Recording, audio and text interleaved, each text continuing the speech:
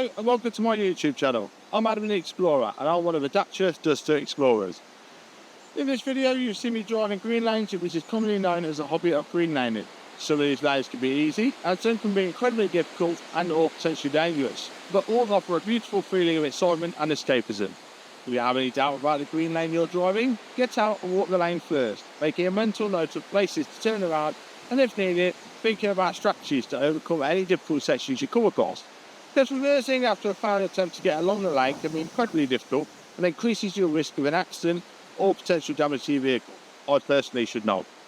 We abide by the Green Lane Association Glass Code of Conduct for driving these lanes, and we respect all other users of these lanes, including horse riders, walkers and cyclists, as we all have a part to play keeping these lanes open for everyone.